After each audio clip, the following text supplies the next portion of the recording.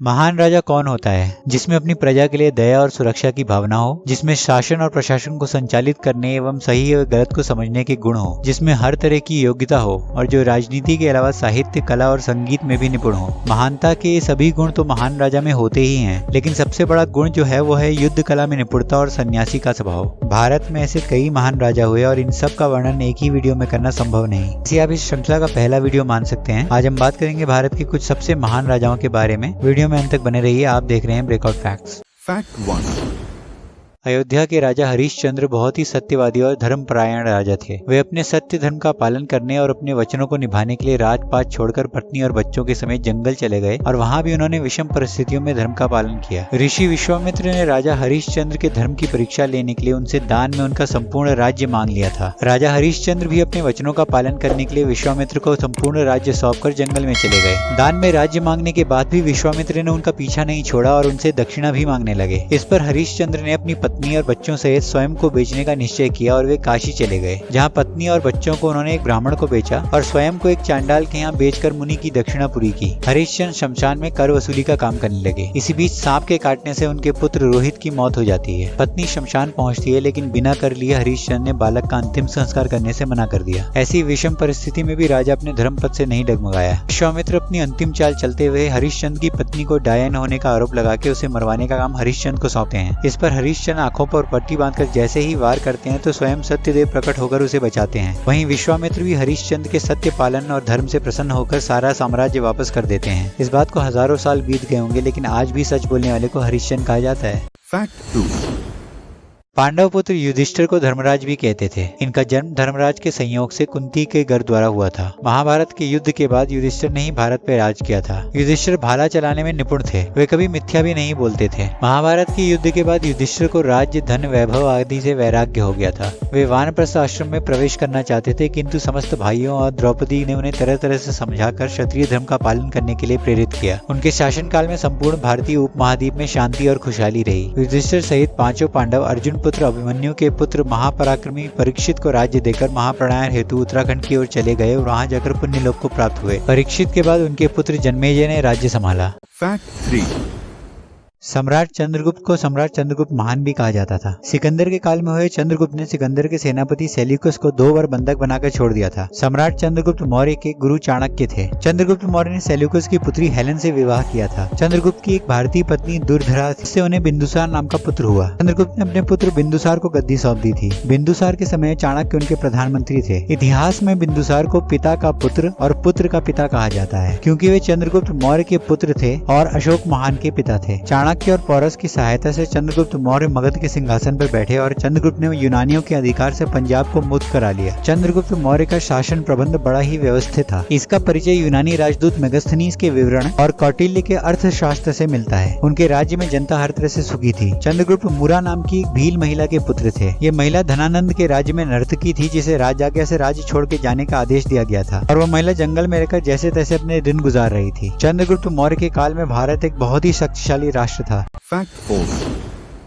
अशोक महान प्राचीन भारत में मौर्य राजवंश के राजा थे। अशोक के दादा का नाम चंद्रगुप्त मौर्य था और पिता का नाम बिंदुसार था। बिंदुसार की मृत्यु 2072 ईसा पूर्व हुई थी, जिसके बाद अशोक राजगद्दी पर बैठे। माना जाता है कि अशोक का मार्गदर्शन चाणक्य के बाद 9 रहस्यमयी पुरुषों ने किया था। अशोक महान के समय मौर्य राज्य उत्तर में हिंदुकुश की श्रेणियों से लेकर दक्षिण में गोदावरी नदी के दक्षिण मैसूर तक और पूर्व में बंगाल से लेकर पश्चिम में अफगानिस्तान तक था। बस वह कलिंग के राजाओं को अपने अधीन नहीं कर पाया था। कलिंग के युद्ध के बाद अशोक महान गौतम बुद्ध की शरण में चले गए थे। महात्मा बुद्ध की स्मृति में उन्होंने एक स्तंभ खड़ा कर दिया, जो आज भी नेपाल में उनके जन्म स्थल लुम्बिनी में माया देवी मंदिर के पास अशोक स्तंभ के रूप में देखा जा सकता है। सम्राट अशोक को अपने विस्तृत साम्राज्य से बेहतर कुशल प्रशासन और बौद्ध धर्म के प्रचार के लिए जाना जाता है। अशोक के काल में बौद्ध धर्म की जड़ें मिस्र, सऊदी अरब, इराक, यूनान से लेकर श्रीलंका और बर्मा, थाईलैंड, चीन आदि क्षेत्रों में गहरे तक जम गई थी। उनके काल में संपूर्ण क्षेत्र में शांति और खुशहाली व्याप्त हो चली थी। कहीं भी किसी प्रकार का युद्ध नहीं था, सिर्फ बुद्ध की ही गूंज थी। फैक्ट 5।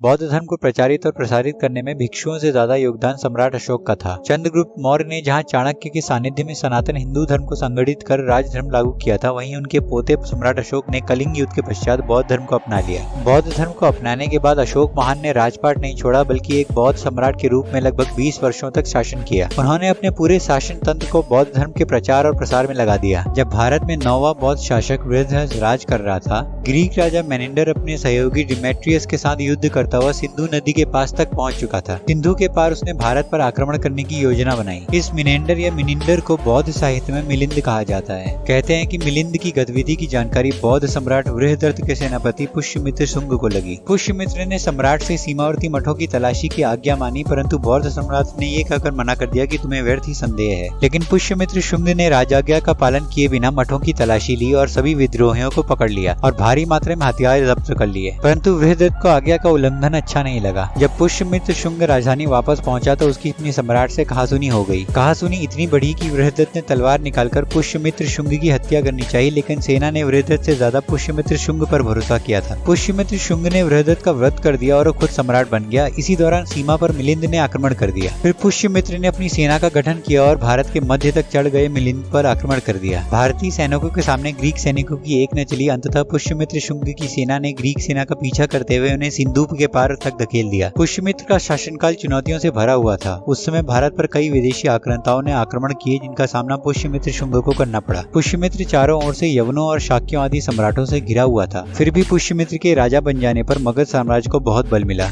Fact 6.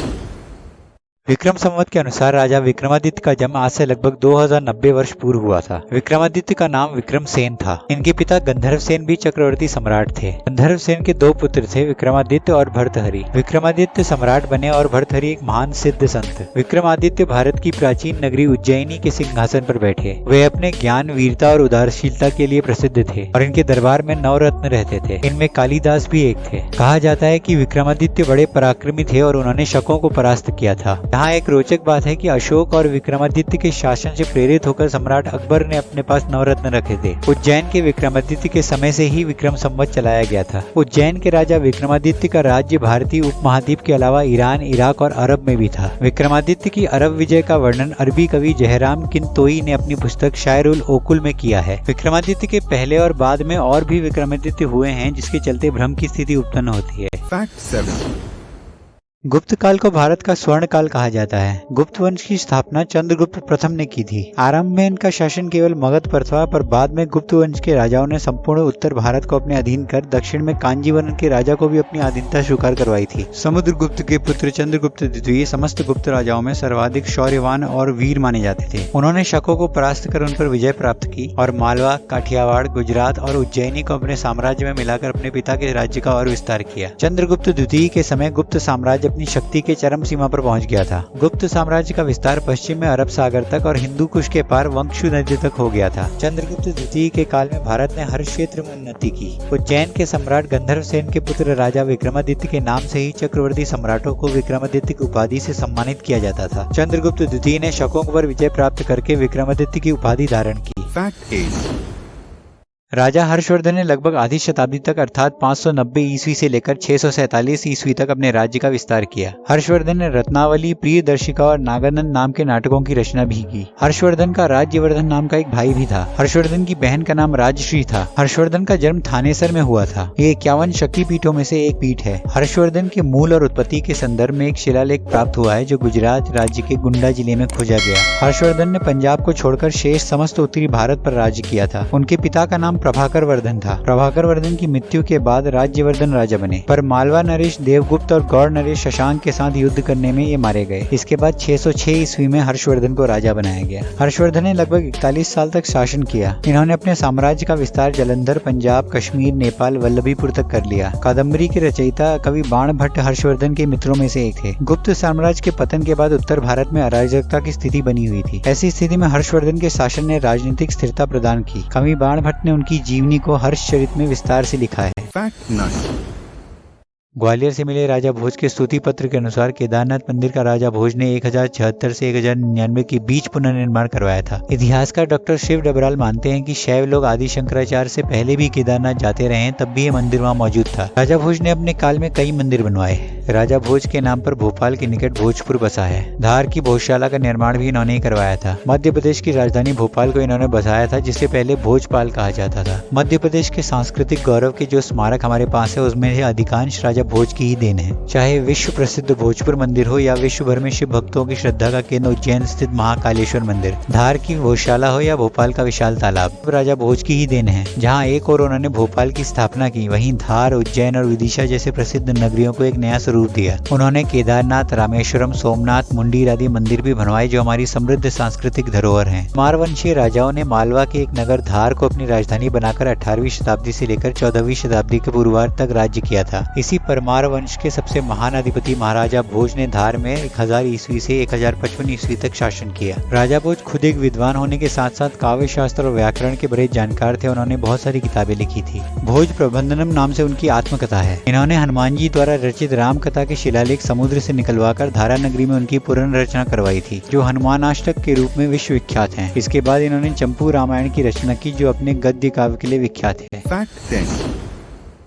राजा कृष्ण देव राय का जन्म 16 फरवरी 1471 में कर्नाटक के हम्पी में हुआ था। उनके पिता का नाम तुलुआ नरसा नायक था। माता का नाम नागला देवी था। उनके बड़े भाई का नाम वीर नरसिंह था। राजा कृष्ण देव राय को आंध्र भोज की उपाधि प्राप्त थी। बाजीराव की तरह ही कृष्ण देव राय एक अजेय योद्धा और एक उत्कृष्ट युद्ध विद्या विशारद थे। इस महान सम्राट का साम्राज्य अरब सागर से लेकर बंगाल की खाड़ी तक भारत के सबसे बड़े भूभाग में फैला हुआ था, जिसमें आज का कर्नाटक, तमिलनाडु, आंध्र प्रदेश, केरल, गोवा और उड़ीसा प्रदेश आते हैं। तुर्क के मुगल राजा अकबर ने कृष्ण देव राय के जीवन से बहुत कुछ सीख लेकर उनका अनुसरण करने का प्रयास किया। कृष्ण देव राय का अनुसरण करते हुए ही अकबर ने अपने नवरत्नों में बीरबल को रखा था। कुमार व्यास का कन्नड़ भारत कृष्ण देव राय को ही समर्पित है। कृष्ण देव राय के दरबार में तेलुगु साहित्य के आज सर्वश्रेष्ठ कवि रहते थे, जिन्हें अष्टदिग्गज कहा जाता था। राजा कृष्ण देव राय के दरबार का सबसे प्रमुख और बुद्धिमान दरबारी तेनाली रामन था। असल में उसका नाम रामलिंगम था। तेनाली गाँव के होने के कारण उसे तेनाली रामन कहा जाता था। दोस्तों, समय की कमी के रहते हमने सिर्फ 10 राजाओं की बात की। आपको ये वीडियो कैसे लगा, इसके बारे में अपनी राय हमें कमेंट सेक्शन में बताएं। वीडियो को लाइक और शेयर करें और चैनल को सब्सक्राइब करना ना भूलें। आने वाले वीडियो में बात करेंगे भारत के सभी राज्यों के नाम कैसे रखे गए। कमेंट करके हमें बताएं कि आगे आप कौन सी वीडियो देखना पसंद करेंगे। आज के वीडियो में इतना ही, मिलते हैं अगले वीडियो में।